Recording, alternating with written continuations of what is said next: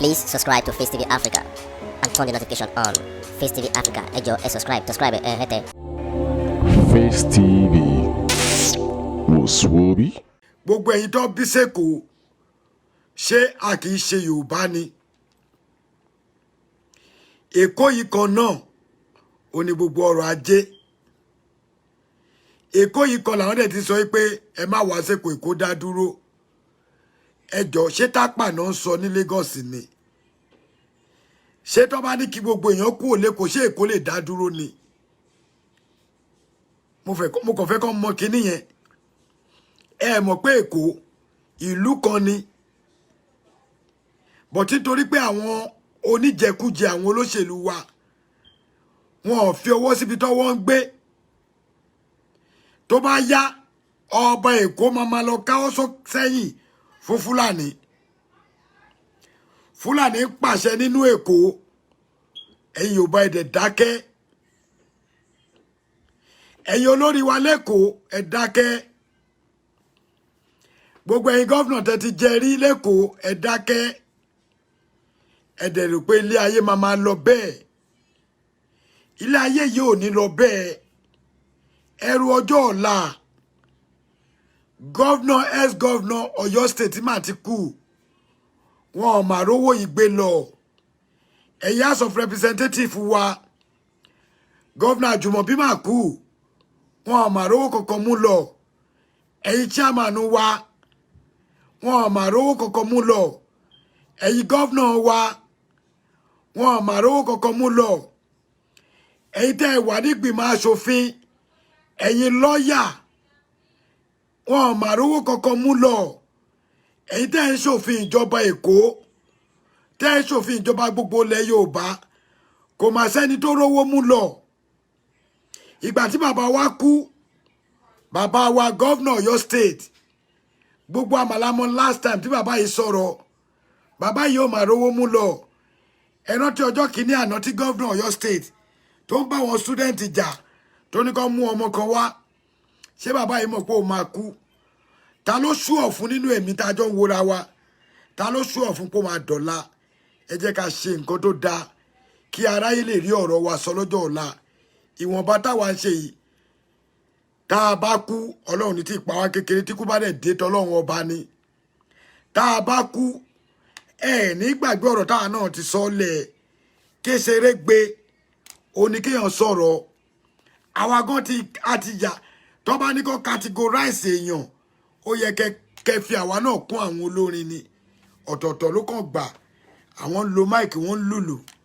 Ọ̀rọ̀ táwa gan sọ ń gbà mí ó ju tó lónìí lọ. Torí olórin tó bá fi odidi 2-3 hours ní nǹkan táwa ń ṣe yìí, tó bá lè sọ̀rọ̀ 2-3 hours tí kò máa repeat orin, kó máa sọ báyìí báyìí sọ yìí for 2-3 hours, á ṣe rẹ́kọ̀dù 6 kílẹ̀ tó mọ́.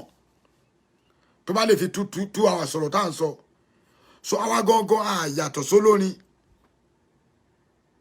a yàtọ̀ fún pèdèpèdè, a yàtọ̀ sí bàbá ajó bí ewé. Àwa gan tẹ̀ tí wá ju olórin gan mi lọ, tó olórin mi kò gbaṣẹ́ ọ̀sẹ̀ọ̀sẹ̀. Èmi ti ṣe live lẹ́ẹ̀mẹ́ta nínú ọ̀sẹ̀, ṣé mo gbowó lórí ẹ̀ ni? Ṣebí kìlú bàbá mi lè dá ni? Àwọn ọ̀jọ̀gbọ́n tó ń pè wọ́n ní ẹjọ́ tó lọ lọ́hùn. Bàbá Yorùbá làwa náà aṣọmọdé. So àsìkò tá a wà yóò ṣe àsìkò tá a kàn máa dúró, tá a máa bá ara wa jà lórí nǹkan tí ò tọ́. Ká máa sọ̀rọ̀ ọ̀rọ̀ tí ò yẹ ká sọ. Ṣé gbogbo àwọn olórí wa tó ń dákẹ́ ń sìn? Mo tiẹ̀ tún wá ń gbọ́.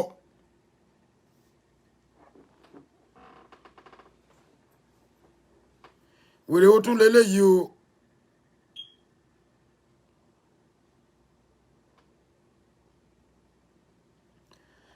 Lagos is not belong to Awori. Baba Usman nídìí láti bu ẹ filẹ̀. Ẹ jẹ́ kí n ṣàlàyé fún ẹ filẹ̀. Àwa mọ̀ tọ́jú bàbá ẹ lọ. Lagos is not belong to Awori. Awori ńlá níbo nílùú àwọn Awori. Lọ ra ètò Èkó. A mọ̀ pé Èkó belong to Awori. A mọ àwọn ọmọ Èkó tó jẹ́ pé inú ìtàn wọn Ògbómọ̀ṣọ́ náà ti wá. But wọ́n wà lára tó ń lìsì ní ọmọ Èkó. For example, ẹ lọ wádìí Sàlàwẹ̀ ọmọ Èkó ni wọ́n mo súnmọ́ gbogbo family Sàlàwẹ̀ dáadáa tẹ́ bá lọ wádìí ìtàn wọn oríkì wọn ó papọ̀ móríkì Ọ̀yọ́ oríkì wọn ó papọ̀ móríkì Ògbómọ̀ṣọ́ Èkó ẹ mọ̀ yí pé ẹ kàn fẹ́ jẹ́ ká pe èdè tí ò dání Lagos is for every Yorùbá tó bá lé gbogbo Yorùbá tó wà lẹ́kọ̀ọ́ kúrò ṣe lè dájẹ́ ni Èkó ò kọjú orí omi tẹ́lẹ̀ ṣebí nǹkan tó ń pè nílẹ̀ Ẹ̀fẹ̀ ló expand Èkó báṣẹ́lá akéré tó yà mọ̀ tán ọmọ Èkó ẹran ti sísítà mi kan tó ṣe láàfù ń jọ sí ó ní tó sọ̀rọ̀ nípa àwọn ọ̀dẹ́jọ́ excuse me ó ní tó bá yá àmọ́ yín tẹ́ ẹ máa lọ ilé ọdún o àwọn náà claim ọmọ Èkó tó wáyé pé wọ́n ní kó claim ẹ̀ ni irú èmi gangan máa pera mi lọ́mọ Èkó bọ́tẹ́ mi ò ń ṣe ọmọ àlè mo láwọn àbúrò tó jẹ́ blood mi tán bí sẹ́kọ̀ọ́ tẹ́ bá bí wọn Èkó náà claim nítorí pé certificate Èkó náà gba Èkó náà bí wọn sí Ọ̀yọ́ àti Ọ̀yọ́ ni bàbá àtìyálà ya wọn ò fi kankan tán mọ́ Èkó kankan so ẹ nídìí láti bàjà ẹ mọ̀ pé irú ọ̀rọ̀ tí mo ti sọ síwájú ni irú àwọn yẹn wọ́n máa ń tà láti fẹ́ ba kíní jẹ́ ni irú wọn lẹ́yìn tí bá ṣe ṣòótọ́ máa lọ wò wọn ó dà pé wọn ò fẹ́ràn ṣó ni màá blọ́ọ̀kì wọn èmi ò ń jẹ́ wọn ò ní rí ṣó mi wò mọ́ ni Èkó is for gbogbo ọmọ Yorùbá lóòótọ́ àwọn kan lórúkọ Èkó táwọn bí Àdèlé àwọn ọmọ Sàlàwẹ̀ àwọn ọmọ Ẹlẹ́tẹ̀ àwọn nǹkan ọ̀kọ̀ bẹ́ẹ̀ yẹn àwọn yẹn náà gbé Èkó lé lórí tá a lè pè lẹ́kọ̀ọ́ ìwọ bọ́ bí n sìn oní Èkó belong to Àwórì àwọn òbẹ ágì o Àwórì náà ara ọmọ Èkó ni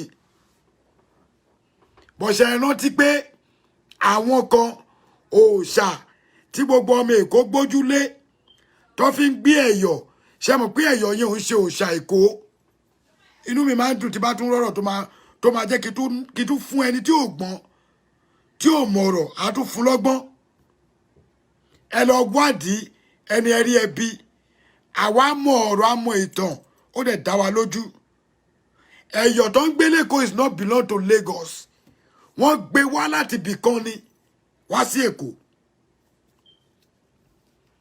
go and get your history get history sí fact ẹlòmíì ó lè jẹ́ tó sọ Èkó ó lè má ju bí Ọlálékan Fákọ̀yà wàá gbáyì Oòduà diaspora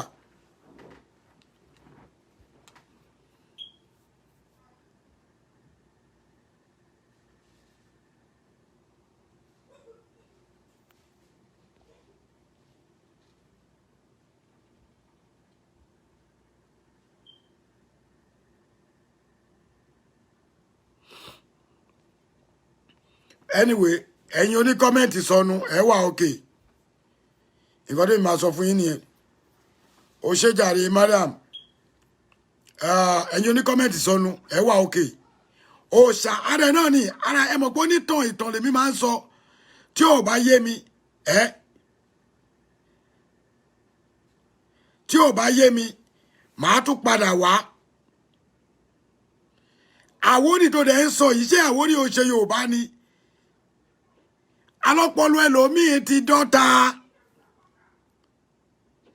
ṣé Àwórì òkè accepted Àwórì belong to Èkó ẹgbà bẹ́ẹ̀ mélòó lẹ́yìn ọmọ Àwórì tó wà lẹ́kọ̀ọ́ list ẹ̀ fún mi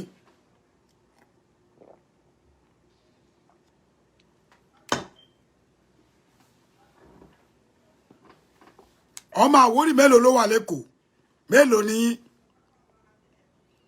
tó bá tú Èkó palẹ̀ ẹ jẹ́ kí tiẹ̀ mú pé òkè island gangan pé àwọn tó ń pè ní islander pé Lagos Island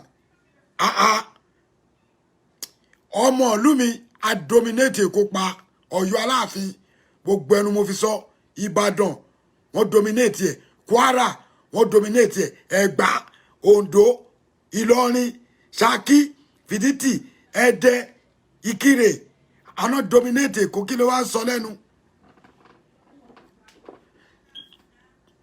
So gbogbo ẹ̀yin tẹ́ bá ń sọ̀rọ̀ tẹ́ bá mọ̀tọ̀ ẹ sinmi lórí bàbá wa ọlọ́fà ọmọkùnrin kan ó tẹ̀sí kankan sí mi ó lè máa wò mí sìn brọ́dà mi tí bá ti ṣe show Kadija mo wà lórí ètò sorry for yourself yé máa pariwo bí kò máa hàn ṣẹ́rí tí a bá ti sọ ọ̀rọ̀ ọmọkùnrin kan ó tẹ̀sí mi ó ní ó máa ń wo show mi but tí bá ti sọ̀rọ̀ yìí pé kọ́ máa disrespect ọba ó máa bí òun nú brother mi ẹ má wulẹ̀ wo show mi mọ́ mi bẹ̀yìn ẹ kú òun bẹ́ẹ̀ ẹ lọ wo tàwọn tó ń bú ọba ẹ lọ wo tàwọn tó ń gbé ọba ṣépè because mi mọ̀ wà tá nǹkan tí wọ́n lè sọ èmi ò lè sọ nǹkan tèmi lè sọ ìwọ ò lè sọ so tí show yẹn ò bá ti pí ẹ you don't need to make any comment on my show just get out of it kò lè rárá ọkọ̀ máa sún ẹ̀pọ̀ ẹ̀ báyìí ni ẹ lọ ẹ mọ àwọn tó ń búyàn mi ìfẹ́ máa dárúkọ ẹ mọ àwọn tó ṣe show pé yes wọ́n máa dúró ṣépè fún yàn ẹ mọ̀ wọ́n ẹ lọ bẹ̀ ẹ má wá síbi ẹ má cause commotion the same commotion that caused last time ó lẹ́yìn ti tún dé yìí Lagos is for ọmọ Yorùbá okay tẹ́ bá ní Lagos is for Àwórì nìkan ẹ kúkú gbé fáwúsá òpònú ọ̀dẹ̀ ẹni Lagos is for Àwórì ẹ má jẹ́ sọ̀rọ̀ o Lagos is for Àwórì ó lè fa Haúsá terrorize yín Fúlàní gba gbogbo pò ẹ̀yọ́ ọmọ Èkó ẹ má bínú àbúrọ̀dà mi ẹjọ́ tó lọ ẹ má gbọ́ mi wọ́n ti fẹ́ kọ́ lórí olùmọ̀dé sọ̀rọ̀ ẹ má bínú irú ọ̀rọ̀ wo nìyẹn ọmọ Àwórì mélòó ló wà ní port ọmọ Àwórì mélòó ló wà ní NNPC